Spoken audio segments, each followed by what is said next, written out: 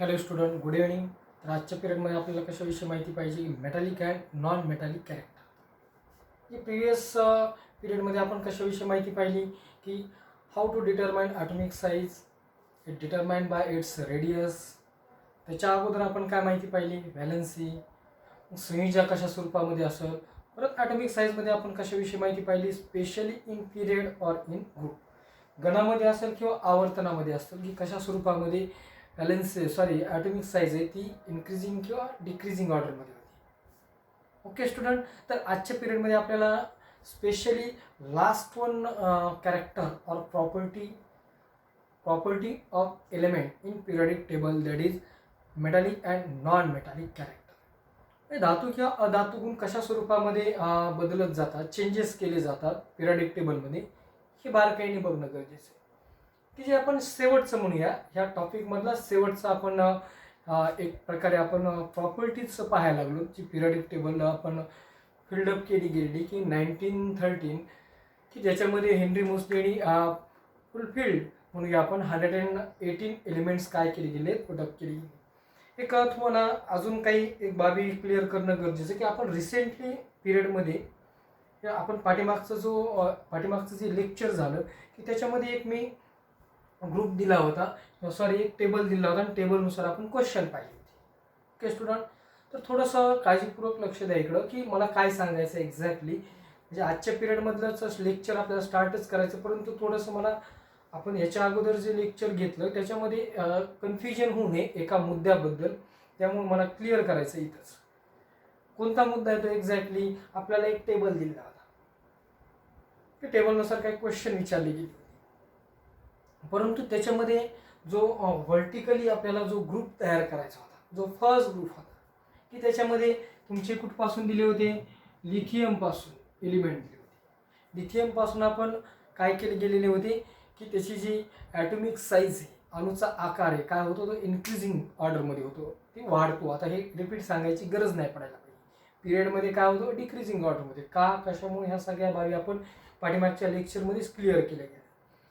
परंतु मुद्दा काय चाललाय लक्षात घ्या की लिथियम नंतर आपण कोणता घेतला होता? Sodium. Okay student, next another one potassium. Lithium, sodium, potassium, rubidium and cesium. Are these 1, 2, 3, 4, 5 elements. परंतु मी एक लिहिताना काय सांगितलं? First period, second period, third period, fourth period और फिफ्थ पिरियड, म्हणजे त्या टेबलला अनुसरून होता. टेबल जो आपण दिला गेलेला होता तो विसंगती केली गेली होती, परंतु त्याच्यामध्ये असे first, second, third, fourth period दिला होता. तसं जर क्लिअरली जर पाहायला गेला तर हा फर्स्ट पिरियड लिथियममध्ये येतो का? कारण ऑलरेडी त्या टेबलमध्ये हा तुमचा हायड्रोजन दिला गेलेला होता, बरोबर आहे. आणि लास्ट वन जो आहे फ्रान्सियम, हे 2 एलिमेंट दिले गेलेले होते. How many? There are 2 element, does not put up into this table.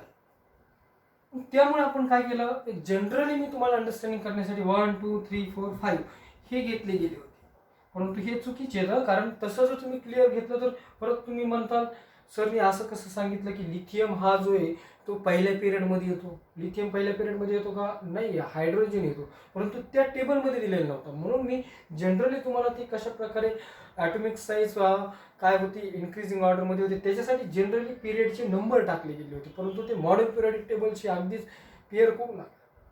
मग एक्झॅक्टली किती होणार आहे आपल्याला तर माहिती आहे, 1, 2, 3, 4. तुम्ही जर व्हिडिओ पाठीमागचा जर लेक्चरचा पाहिला तर तुमच्या चटकन लक्षात येईल अजून की आहेत का या स्वरूपामध्ये? नाही आहेत, कारण ऑलरेडी 2 एलिमेंट दिले गेले नाही. तसंच विचार केला तर हा फर्स्ट आहे, सेकंड आहे, थर्ड, फोर्थ, फिफ्थ, 6 और 7. How many period in modern periodic table? There are 7 period.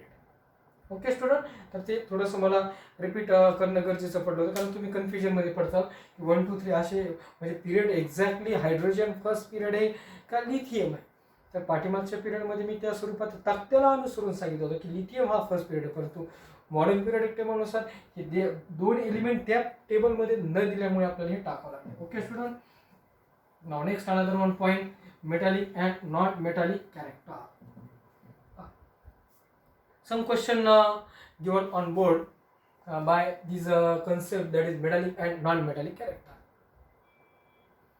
The first question, we look at the element of the third period, classify them into the metals and non-metal.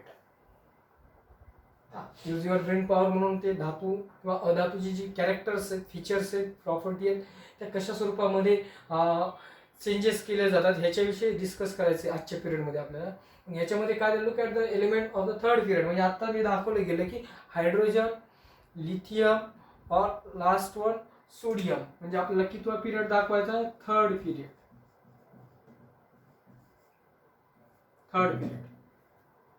Then classify them into metals and non-metallic, non-metals. हे दाखवायचे, वर्गीकरण करायचे याच्यामध्ये. Third period आठवायला पाहिजे. त्याच्यामध्ये third पिरियडमध्ये जर पाहिलं, sodium, magnesium, aluminium, silicon, phosphorus, sulphur, chlorine, last one argon. Okay student, how many elements? 1, 2, 3, 4, 5, 6, 7, 8. 8 elements are present in third period in the modern periodic table. Classify them into metals or non-metals in given this period, that is third period. Whenever आपण याच्याविषयी पाठीमागेही पाहिले, when we go left to right in a period, आपलं काय चाललंय, period आवर्तनाबद्दल चाललंय. Left hand side or right hand side means sodium, magnesium and aluminum are these three elements present in left hand side of this period. Therefore it's a metal. Next another one, phosphorus, sulfur or chlorine are these three elements present in right side in the modern periodic table. ये कोणते होते, non metals. Okay student, last one, this is the argon. What is the property of this argon atom of an element? It's a inert, निष्क्रिय है. And last one, silicon. Silicon, it's a metalloid. Character of this silicon element, that is metalloid. Both of these two property in this substance, that is metal or non-metal. Therefore, it's a metalloid substance. Okay, student, they easily classified. It means that it lies left side totally metals and right side in period totally non-metal. Exceptional only zero group element, that is argon. It's inert and zigzag line present in between these metals and non-metal. That is, we call all these elements we call metalloids. Okay student, first question zala. Next another one, on which side of the period are the metal, left or right? It is clear केला आपण. Left side lies all these metals in a period, and right side lies in non-metals in a period. म्हणजे कोणत्याही आवर्तनामध्ये जा की डाव्या बाजूला तुम्हाला काय दिसणार, सगळे धातू दिसणार, आणि उजव्या बाजूला काय दिसणार, नॉन मेटल. ही प्रॉपर्टी लक्षात घ्यावं लागेल, पण रिमाइंड करावं लागेल कोणत्या स्वरूपामध्ये सांगितली. Okay student, next another, on which side of the period are the non-metal? Right side of the period are the non-metals present in modern periodic table. हे लक्षात घ्या. आपल्याला काही अजून बाबी क्लिअर करायच्या, हे क्वेश्चन नुसार आपण पाहिले, परंतु आपल्याला टेक्स्ट्युअल सुद्धा काही मुद्दे आपल्याला क्लिअर करणं गरजेचं पडणार आहे. Metallic and non metallic character आपल्याला दोन पिरियडमध्येच विभाजन करावं लागेल. थोडंसं ब्रॉड एकदम म्हणजे डिस्क्रिप्टिव्ह आपल्याला टोटली हा मुद्दा क्लिअर करणं गरजेचं आहे. ओके स्टुडंट, कारण हा लास्ट आपला शेवटचा हा काय ठरणार आहे, एक प्रॉपर्टी निश्चित करणार आहे आपण. मीन दॅट अजून काही क्लिअर करायचे की how does this happening metallic और non metallic property are differ or metallic and non-metallic are these two property. Or another one property that is metalloids or another inert gas present in a same period. एकाच आवर्तनामध्ये आपल्याला हे पाहायला मिळतात. How does this happening, ह्या बाबी clear करणं गरजेचं आहे. हे आवर्तनामध्ये अशा स्वरूपामध्ये का घडतं, Y does this happen. Let us compare the characteristics of this chemical property of metal and non metal. धातू आणि अधातूचे जर पाहिले गेले तर आपल्याला हे कॅरेक्टर्स पाहावं लागतील, वैशिष्ट्ये पाहावं लागतील रासायनिक गुणधर्माच्या बाबतीत. Is seen from the chemical formulae of ionic compound. ह्याच्यामध्ये आपल्याला काय करणं गरजेचं आहे, आयोनिक कंपाऊंड हा मुद्दा आपल्याला परत पुन्हा रिपीट, हे जे आपली केमिस्ट्री जी सेकंड टॉपिक नेक्स्ट परत पुन्हा आहे की हायड्रोकार्बन कंपाऊंड स्पेशली, त्याच्यामध्ये डिटेल बघायचं. What is meant by ionic compound? There are two compound or bond, ionic bond, covalent bond, but especially ionic compound, strong attractive force, strong attractive force between positively and negatively charged particles. म्हणजे जो strong positive आहे, positively और negatively, त्यामुळे आपण positively और negatively strong attractive force between positive and negatively charge particle known as ionic compound. Means cation और anion, कॅटायन or anions. Cations means positive and anions means negative. Metallic and non-metallic property. हे आपलं चाललंय की धातू आणि अधातू गुण जे असतात एकाच आवर्तनामध्ये हे व्हॅरीज केले जातात, डिफर केले जातात. मग त्यांच्यामध्ये काय केमिकल प्रॉपर्टी म्हणून आपण हे स्ट्रॉंगली बॉन्डेड का असतात, तर यांच्यामध्ये कोणता कंपाऊंड तयार झाला असतो, strong attractive force between positively and negatively charge particle. For example आपण घेऊ शकतो सोडियम प्लस क्लोरीन पॉझिटिव्ह और negative to form sodium chloride NaCl minus.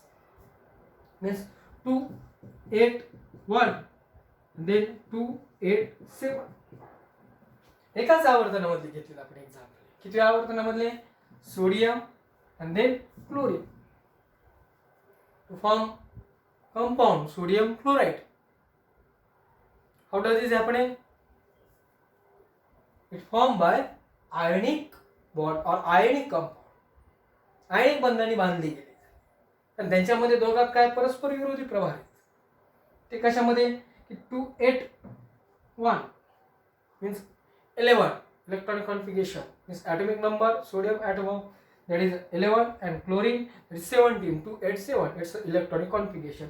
When we get held together by means of charge or ions, हे ज्यावेळेस एकत्र येतात त्यावेळेस काय केलं जाणार आहे, प्लस और मायनस. प्लस काय याच्यावरती चार्ज आला, सोडियम पॉझिटिव्ह का आला, तर आपण जर विचार केला गेला याच्यामध्ये हा याच्यावरती आपण इथे देण्याऐवजी आपण रिॲक्शन इकडे झाले, कुठे झाले नाही, Na प्लस Cl मायनस.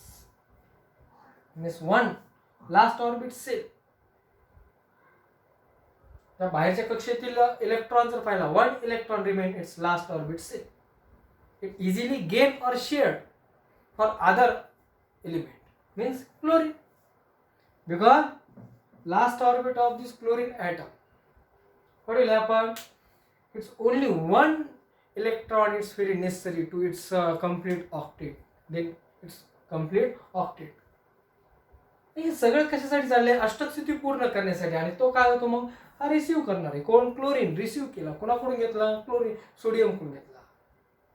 सोडियमने काय केलं, गेन केला, शेअर केला, त्यामुळे सोडियमवर पॉझिटिव्ह चार्ज आणि क्लोरीनवर निगेटिव्ह चार्ज. हेच मुद्दे आपल्याला क्लिअर करायचे. कॅटायन और anion, it's there are two ions और charges, that is cation or anion. Okay student, next another one. Between that आपण हेच क्लिअर केले from this understood This is understood that metal atom have tendency gain or lose from its outermost orbit of the cell. बाहेरच्या कक्षेतील electron काय करत असतात, धातू specially, कारण मग सोडियम हा काय झाला specially metal, chlorine it's a non metal, therefore it's a strong attractive force between these two charges or ion to form common salt sodium chloride. त्यावेळेस काय होणार आहे, दोघे एकत्र येऊन काय केले जाणार आहे, तर एक आयनिक बंध मी बांधले जाणार आहे. and then another one, electropositivity of an element to form on sodium atom of an element. त्यामुळे electropositivity plus and then it's a cross, त्याच्या आपण क्रॉस जर पाहिलं गेलं कुणाशी क्लोरीनशी, तर ते काय करणार, it is easily accept the electron from its outermost shell because only one electrons remain behind, then total octet completed by its chlorine atom of element. Therefore its electronegative element. याला काय म्हणूया आपण, electropositive, that is sodium atom of element. And chlorine, it's a electronegative atom of element. Okay student, it means that we have already seen that ions have a stable electron configuration of noble gases. आपण पाठीमागे बघितले की सगळं चाललंय, शेवटी काय व्हायला लागलं त्याच पिरियड मध्ये झिरो ग्रुप मध्ये argon, it's a stable electronic configuration of atom of an element, that is argon. argon साठी सगळ्यांची काय चालली असती धडपड की स्टेबिलिटीसाठी चालली, स्थिरतेसाठी, आणि तशा प्रकारे मग हा 8 ने स्टेबल व्हायला लागला सोडियम, आणि क्लोरीन सुद्धा काय व्हायला लागला, एक घेऊन स्टेबिलिटी आपली पूर्ण करायला लागली. Mean that electronic how is the ability to lose or accept electron in valence shell determine. परंतु ही जी ॲक्सेप्ट जी करण्याची असेल किंवा लूज करण्याची ही इलेक्ट्रॉनची जी कॅपॅसिटी असेल ती कशा प्रकारे निश्चित करतो तेच आपण डिस्कस करायला लागलो. All electron in any atom are held by the attractive exerted force between the two atom of an element. हेच झालं सोडियम आणि क्लोरीनचं तुम्हाला बेस्ट एक्झाम्पल समोर शो केलेले. Means electron in the inner shell lie in between the valence shell. कारण बाकीचे जर आपण जर सोडियम बघितलं ऑर्बिट 2 8 व्हॅलन्स इलेक्ट्रॉन, शेवटी कोणती 1, इट्स अ व्हॅलन्स इलेक्ट्रॉन, ही बाहेरच्या कक्षेतील valence electron and the nucleus. But because of their presence, the effective nuclear charge exerting an attractive force on the valence electron is somewhat less than the actual nuclear charge. जो actual nuclear charge असतो जो केंद्रकाच्या आतमध्ये असतो, तो जसजसं आपण बाहेरच्या कक्षेमध्ये बघतो, जसजसे एकाच कक्षेमध्ये जर आपण पाहिलं, सेम शेलमध्ये जर पाहिले गेले, तर इलेक्ट्रॉन जर वाढले गेले तर ऑलरेडी ॲटॉमिक रेडियस काय होतोय, अणुची त्रिज्या कमी होती. लास्ट ऑर्बिट मधले जे स्टॅबिलिटीसाठी काय करतात, ते स्थिरतेसाठी बाहेरच्या शेजारच्या एका मूलद्रव्याशी अणुशी काय करते, संधान जुळवतात, आणि त्यावेळेस stability. This number of valence electron in metal is small. जसं आपण जर पाहिलं गेलं की मेटल्स म्हणजे सोडियम, मॅग्नेशियम, ॲल्युमिनियम, 3 मेटल जर पाहिले, मेटलच आहे सोडियम, फक्त सोडियमवर 1 positively charge, magnesium 2 positively charged, and aluminum 3 positively charged. Why? Because its outermost shell of electrons present in its orbit. म्हणजे बाहेरच्या कक्षेमध्ये इथं पाहिलं 281, 282 and 283. It depends upon last orbital shell, how many electron from its outermost shell. That is 1 positive, magnesium 2 positive, and aluminum 3 positive. त्यामुळे तशा स्वरूपामध्ये सांगितले की metals sodium, magnesium and aluminium are these 3 elements that is we call metal. But also the effective nuclear charge exerting attractive force on the valence electron is small.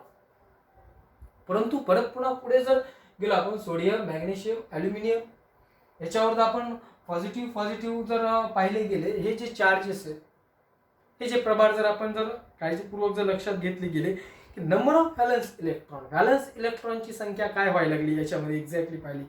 Metal is small valence electron, परत पुन्हा काय होणार आहे, एक प्रकारे 1 आहे, 2 आहे, 3 आहे, आणि एक्झॅक्टली कुठे व्हायला लागली, सिलिकॉन जवळ एक्झॅक्टली मेटालाइट प्रॉपर्टी डिनोट व्हायली. नंतर phosphorus, sulphur, chlorine, argon exactly त्याच्या विरुद्ध जर पाहिलं गेलं, combined effect of two factors, मग ह्या दोघांच्या कंबाईंड इफेक्टमुळे म्हणजे ही लूज गेनच्या कॅपॅसिटीमुळे तिथे काय करणार, metal or non metal help together to form compound. It's clear द्या की how does this happen in metallic and non metallic property. म्हणजे एक्झॅक्टली काय व्हायला लागले की metal, sodium, magnesium, aluminium are these 3 metals from the left side in a period. Then another one metalite.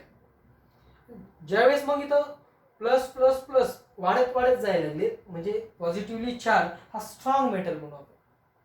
परत पुन्हा काय व्हायला लागला, लेस व्हायला लागला. आणि सिलिकॉन जवळ काय व्हायला लागले, न्यूट्रल.